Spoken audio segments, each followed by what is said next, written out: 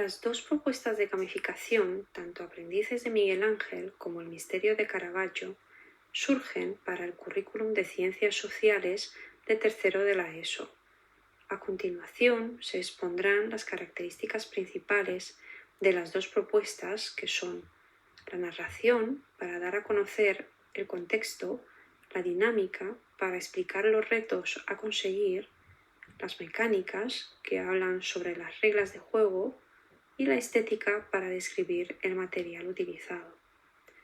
Por un lado, la primera propuesta, Aprendices de Miguel Ángel, está vinculada al humanismo y renacimiento. Su narrativa comienza con una carta recibida por los alumnos con la noticia de que Miguel Ángel Buonarroti ha desaparecido en plena elaboración de la Capilla Sixtina. Con esta noticia, los alumnos se organizan en grupos de trabajo llamados talleres de aprendices para cumplir con dos metas. La primera es encontrar a Miguel Ángel Buonarroti con la ayuda de pistas, y la segunda es finalizar el encargo de Papa Julio II, que es acabar la Capilla Sixtina elaborando las piezas más emblemáticas. La dinámica de la gamificación consiste en recibir periódicamente cartas de representantes del humanismo, Renacimiento y Edad Media, como Erasmo de Rotterdam y Martin Luther, que tenían la misión de hablar sobre el humanismo y la Reforma protestante, Leonardo da Vinci y Rafael Sanzio sobre el Renacimiento, Maquiavelo, que daba a conocer los acontecimientos políticos, y Hernán Cortés, los descubrimientos geográficos. Cada carta tenía 3 retos a resolver. El primero era el permanente y consistía en pintar un personaje de la Capilla Sixtina con la colaboración de educación visual y plástica y colgarlas a modo de bóveda en los pasillos del colegio, así como extraer y relacionar las principales características del Renacimiento, diseñando a continuación mapas mentales que sirvieron de material de apoyo en la prueba final escrita y también para explicar las obras a los visitantes. El segundo reto era el grupal, que consistía en realizar las peticiones de las cartas a nivel grupal para lograr las pistas sobre el paradero de Miguel Ángel Buonarroti. Y el tercer reto era el individual, que al igual que el anterior se tenía que realizar las peticiones de las cartas, pero a nivel individual para conseguir florines que contaban para la nota de cada alumno. Las mecánicas, que se traducen en las reglas de esta propuesta, son, aparte de las arriba mencionadas, eso es, que al completar cada reto de las cartas se les otorgaban florines individuales y una pista sobre el paradero de Miguel Ángel, también habían unas reglas específicas para obtener florines individuales y méritos por excelencia en los retos colectivos. En el primer caso, para obtener florines individuales, se podían llevar a cabo 6 actividades. La primera era realizar los retos de las cartas. La segunda, crear una selección de vocabulario clave para su posterior uso. La tercera, confeccionar mapas. La cuarta, mandar cartas a la familia siguiendo un guión para describir la Italia del Renacimiento y usar el vocabulario clave y un mapa de su selección cartográfica. La quinta actividad era una audición ante el Papa al final del trimestre para contestar sus preguntas y resolver el misterio de la desaparición de Miguel Ángel. Y por último, la séptima actividad consistía en la valoración del gran maestro y del pueblo por la visita a la Capilla Sixtina.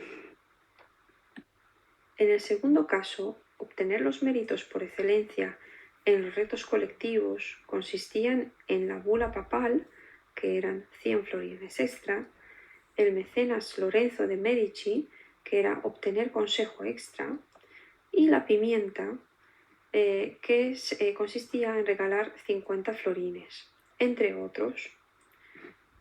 Al final cobró más importancia obtener pistas y la exposición de las obras que todos estos premios. En cuanto a la estética, se puso a disposición de los alumnos una página web donde había parte del material y se podía consultar las reglas y hacer seguimiento de la puntuación individual. Se cuidaron mucho los detalles como las tipografías de las cartas, los nombres de los elementos de juego y también se incluyó música renacentista para una mayor inmersión. Por el otro lado, la siguiente propuesta gamificada, el Misterio Caravaggio, está vinculada con el barroco y el reinado de los Austrias, concretamente con Felipe IV. Su narrativa comienza con una información que le es entregada al alumnado sobre el encargo de Diego de Velázquez para buscar por territorio europeo e hispánico las obras de arte de Caravaggio que estaban perdidas. Con esta información, los estudiantes se organizan en grupos, primero para analizarla y ordenar conceptos y conocimientos previos a la gamificación sobre esta época, y segundo para cumplir con su meta, que era visitar diferentes ciudades para buscar y completar la colección real con las obras perdidas de Caravaggio. La dinámica de la gamificación consiste en organizar grupos con diferentes personajes de la época que tenían habilidades específicas que el propio grupo se tendría que repartir en función de preferencias y talentos. Estos personajes son el válido, que tenía información privilegiada y podía robar al más débil, que tenía también la mente preclara, la menina, que tenía privilegios de sus familias nobles y era una buena conversadora. El tercer personaje era el bufón de la corte, que tenía acceso a la corte y pistas. Además, tenía también grandes dotes de exposición pública. El cuarto personaje, el confesor, que tenía información que no tenían los demás y una buena retórica. Por último, el aprendiz, que podía distinguir obras falsas de verdaderas y era muy hábil manualmente. En cuanto a los retos que debían realizar, estos eran 4. El primero era conseguir una obra pictórica en tamaño reducido y guardarla en un álbum. El segundo consiste en realizar, en colaboración con la educación visual y plástica, en EVIP, la primera obra pictórica y deducir las características del arte barroco. El tercer reto era averiguar si la obra es verdadera o falsa con la ayuda del personaje del aprendiz. Y por último, mostrar su obra al resto de grupos de colegio a modo de guías de museo. Las mecánicas que acompañan esta gamificación están basadas en conseguir las obras pictóricas llevando a cabo unas actividades basadas en juegos y adaptadas con finalidad educativa. Estas actividades se llevan a cabo visitando 3 diferentes lugares. El primero es la Villa de Madrid. Es un juego basado en Sherlock Detective Asesor, donde los alumnos tenían que seguir unas pistas proporcionadas por diferentes personajes a los que los alumnos tenían que preguntar. Para ello tenían una guía de personajes y un mapa de Madrid. Después tenían que realizar un cuadro de personajes y situarlos en la pirámide social de la España del siglo XVII.